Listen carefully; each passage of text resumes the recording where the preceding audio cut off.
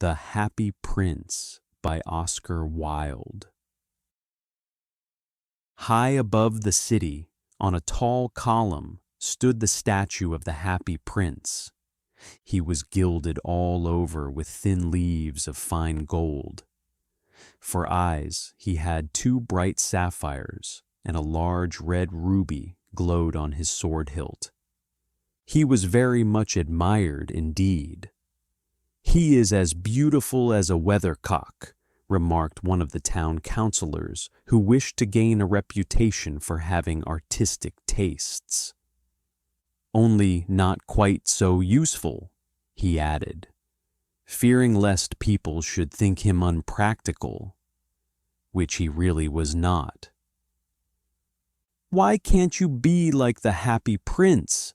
asked a sensible mother of her little boy, who was crying for the moon. "The Happy Prince never dreams of crying for anything." "I am glad there is someone in the world who is quite happy," muttered a disappointed man, as he gazed at the wonderful statue.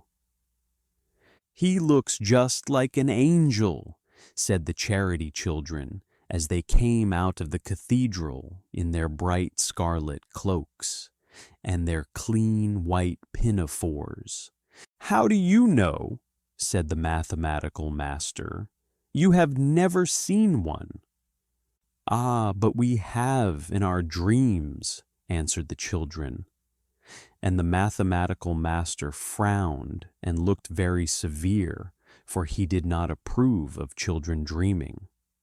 One night, there flew over the city a little swallow. His friends had gone away to Egypt 6 weeks before, but he had stayed behind, for he was in love with the most beautiful reed.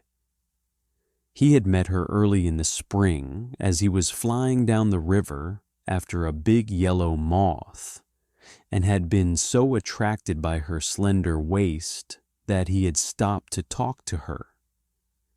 "Shall I love you?" said the swallow, who liked to come to the point at once, and the reed made him a low bow. So he flew round and round her, touching the water with his wings and making silver ripples.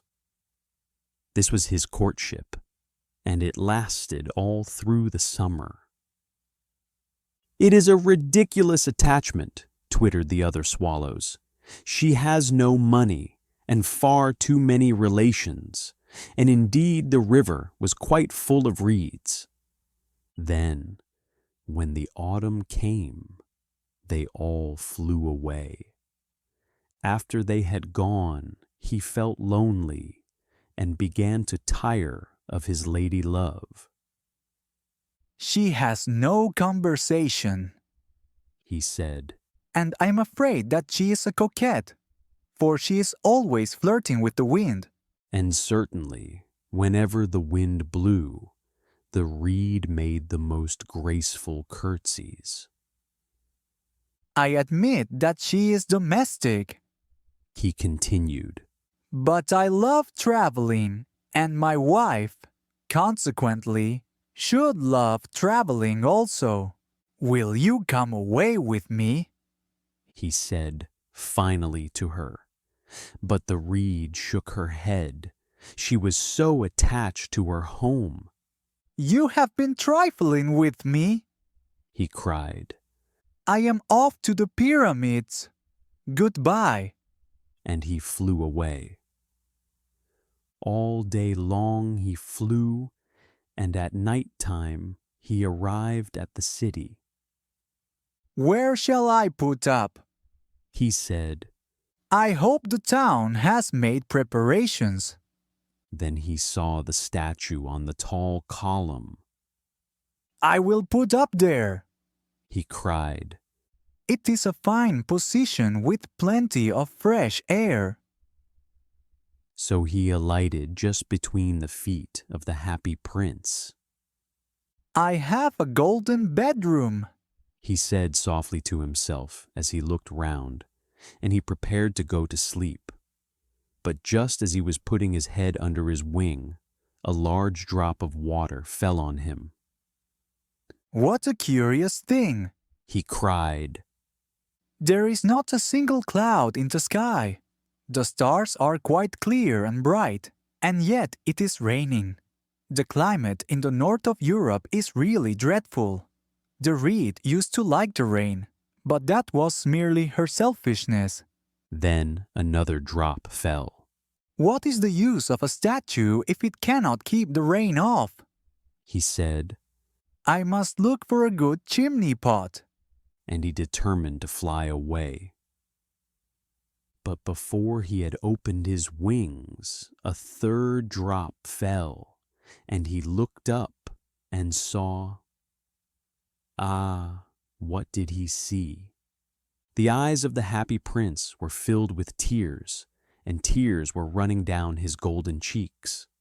His face was so beautiful in the moonlight that the little swallow was filled with pity. Who are you? He said, I am the happy prince. Why are you weeping then? asked the swallow. You have quite drenched me. When I was alive and had a human heart, Answered the statue. I did not know what tears were, for I lived in the palace of Sans Souci, where sorrow is not allowed to enter. In the daytime I played with my companions in the garden, and in the evening I led the dance in the great hall. Round the garden ran a very lofty wall, but I never cared to ask what lay beyond it. Everything about me was so beautiful.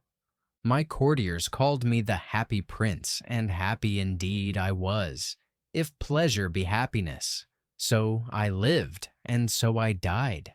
And now that I am dead, they have set me up here so high that I can see all the ugliness and all the misery of my city.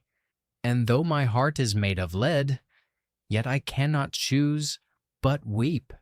What, is he not solid gold? Said the swallow to himself. He was too polite to make any personal remarks out loud. Far away, Continued the statue in a low musical voice. far away, in a little street, there is a poor house. One of the windows is open, and through it I can see a woman seated at a table. Her face is thin and worn, and she has coarse red hands, all pricked by the needle, for she is a seamstress. She is embroidering passion flowers on a satin gown for the loveliest of the queen's maids of honor to wear at the next court ball. In a bed in the corner of the room, her little boy is lying ill. He has a fever and is asking for oranges. His mother has nothing to give him but river water, so he is crying. Swallow, swallow, little swallow, will you not bring her the ruby out of my sword hilt? My feet are fastened to this pedestal and I cannot move.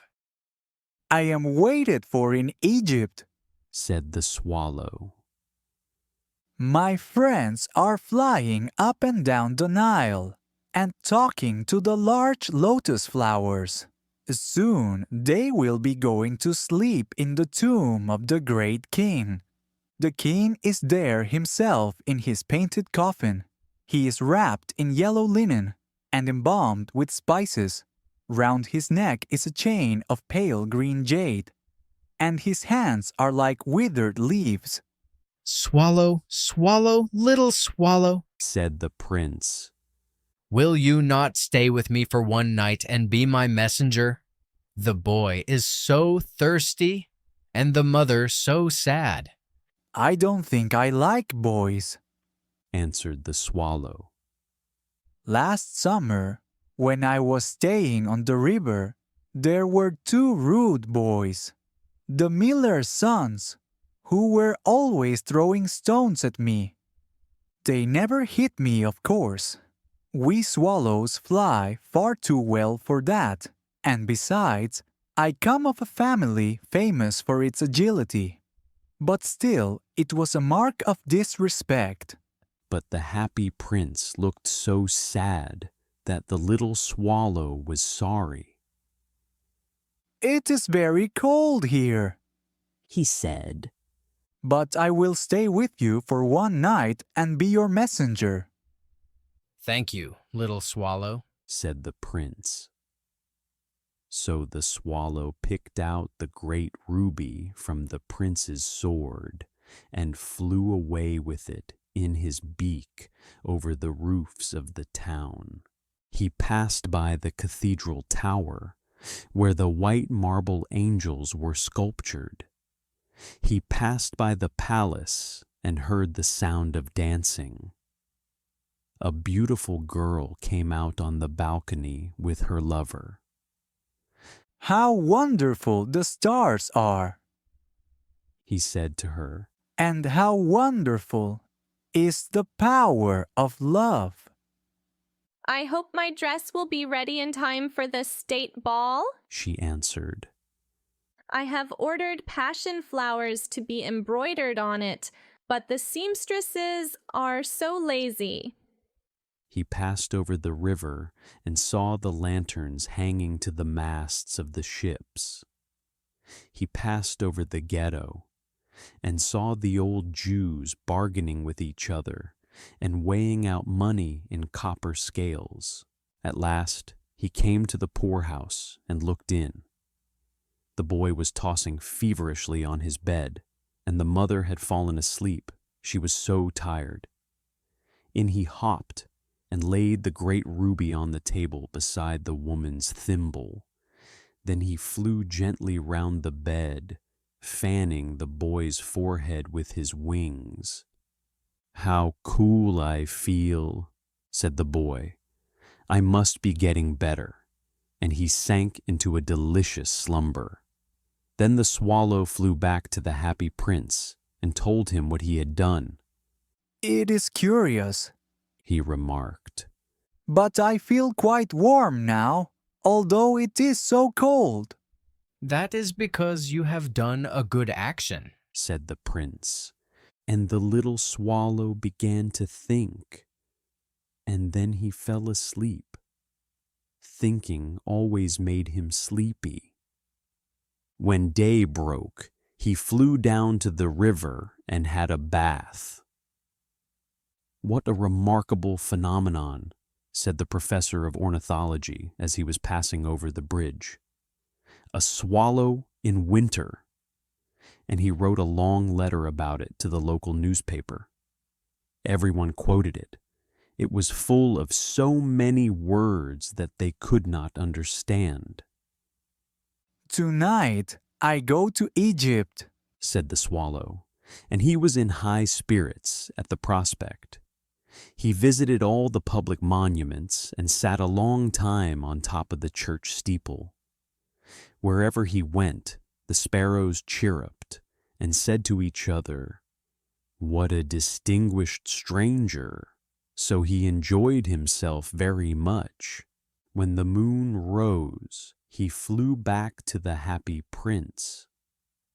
Have you any commissions for Egypt? He cried. I am just starting. Swallow, swallow, little swallow, said the prince. Will you not stay with me one night longer?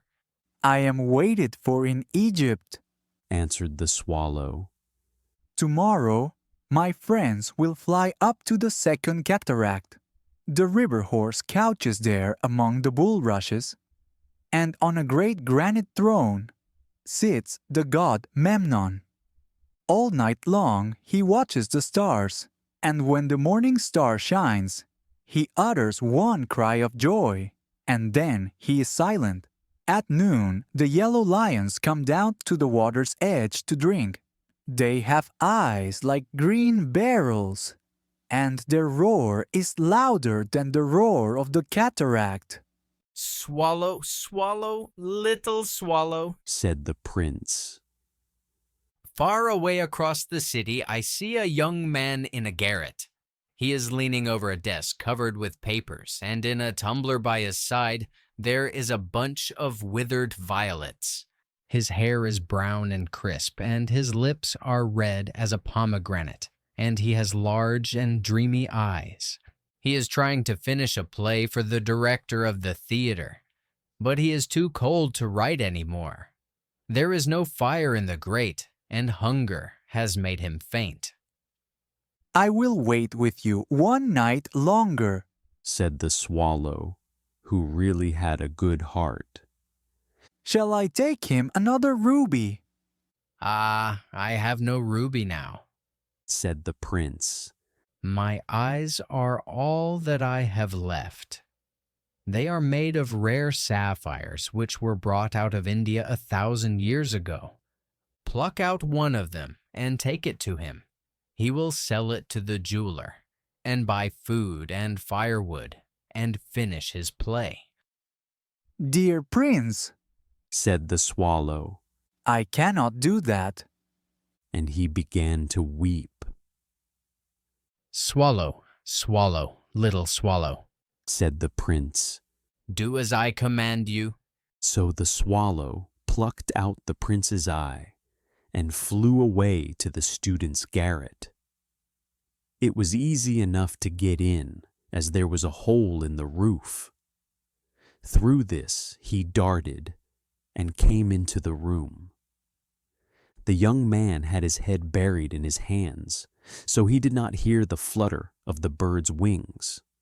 And when he looked up, he found the beautiful sapphire lying on the withered violets. I am beginning to be appreciated. He cried, This is from some great admirer. Now I can finish my play. and he looked quite happy. The next day, the swallow flew down to the harbor. He sat on the mast of a large vessel and watched the sailors hauling big chests out of the hold with ropes. "Heave ahoy!" they shouted as each chest came up. I am going to Egypt. Cried the swallow, but nobody minded. And when the moon rose, he flew back to the happy prince. I am come to bid you goodbye. He cried, Swallow, swallow, little swallow, said the prince. will you not stay with me one night longer? It is winter, Answered the swallow. and the chill snow will soon be here. In Egypt, the sun is warm on the green palm trees, and the crocodiles lie in the mud and look lazily about them. My companions are building a nest in the temple of Baalbek, and the pink and white doves are watching them and cooing to each other. Dear prince, I must leave you, but I will never forget you. And next spring I will bring you back beautiful jewels in place of those you have given away. The ruby shall be redder than a red rose, and the sapphire shall be as blue as the great sea. In the square below, Said the happy prince. there stands a little match girl. She has let her matches fall in the gutter, and they are all spoiled.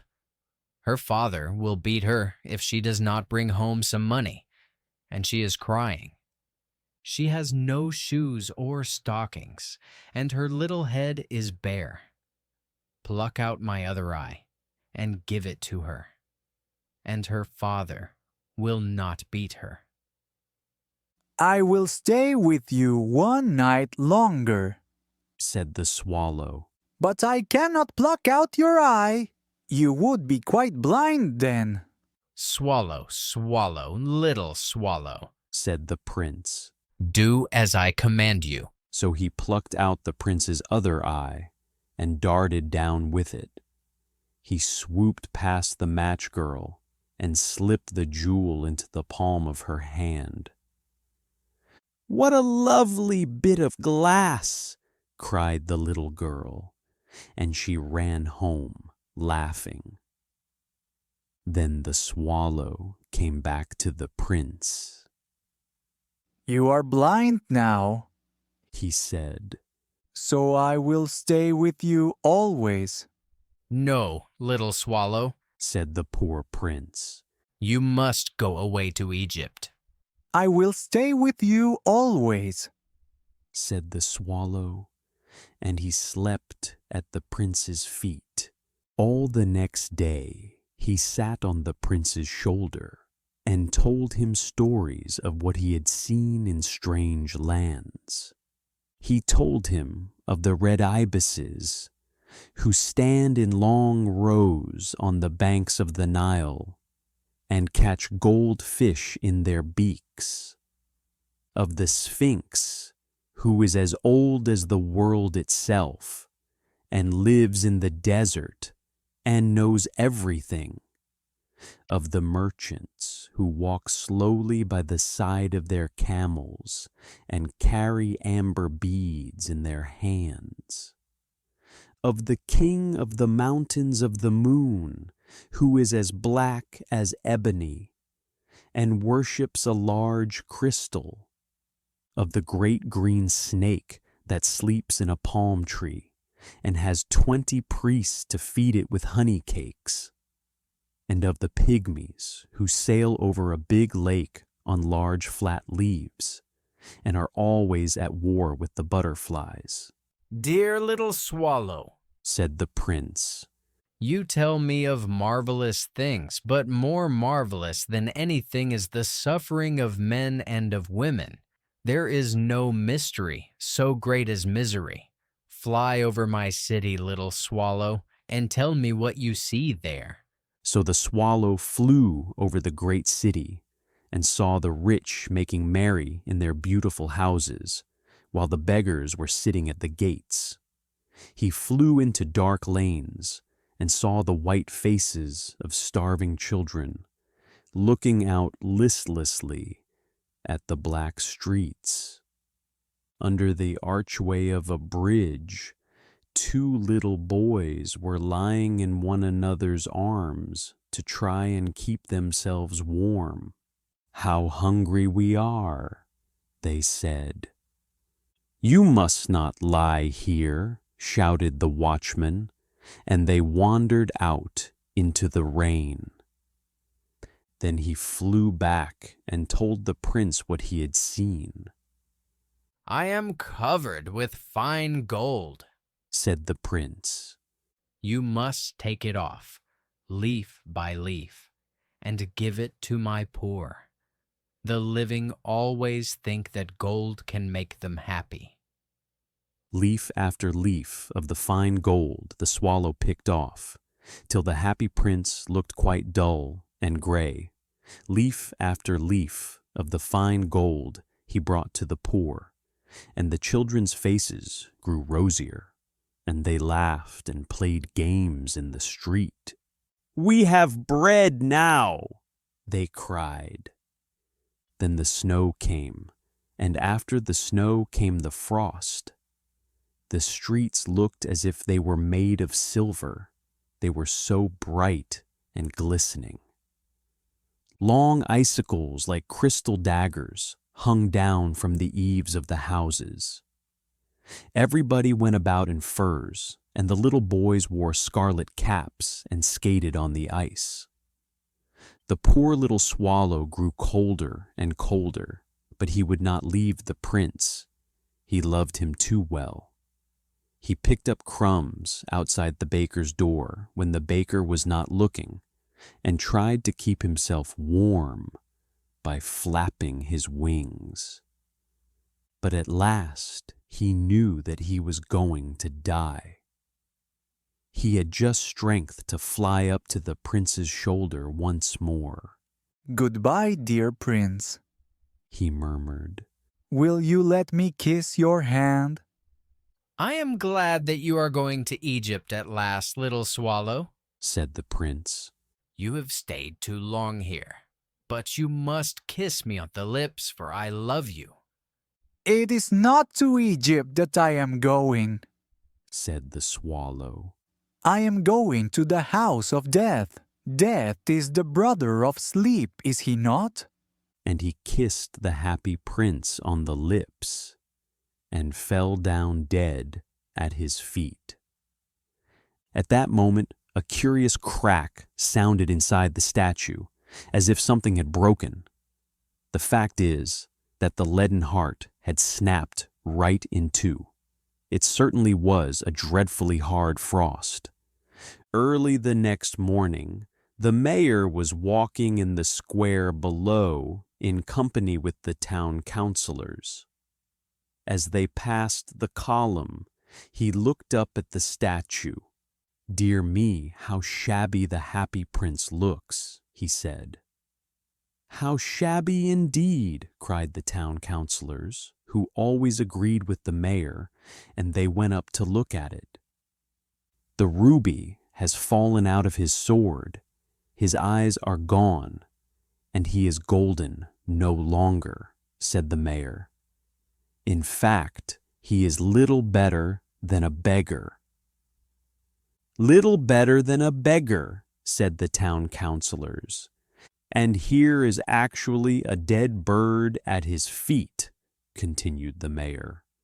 "We must really issue a proclamation that birds are not to be allowed to die here." And the town clerk made a note of the suggestion. So they pulled down the statue of the Happy Prince. As he is no longer beautiful, he is no longer useful, said the art professor at the university. Then they melted the statue in a furnace, and the mayor held a meeting of the corporation to decide what was to be done with the metal. "We must have another statue, of course," he said, "and it shall be a statue of myself." "Of myself," said each of the town councilors, and they quarreled. When I last heard of them, they were quarreling still. "What a strange thing," said the overseer of the workmen at the foundry. "This broken lead heart will not melt in the furnace. We must throw it away." So they threw it on a dust heap, where the dead swallow was also lying. "Bring me the two most precious things in the city," said God to one of his angels. And the angel brought him the leaden heart and the dead bird. "You have rightly chosen," said God, "for in my garden of paradise this little bird shall sing forevermore, and in my city of gold the Happy Prince shall praise me."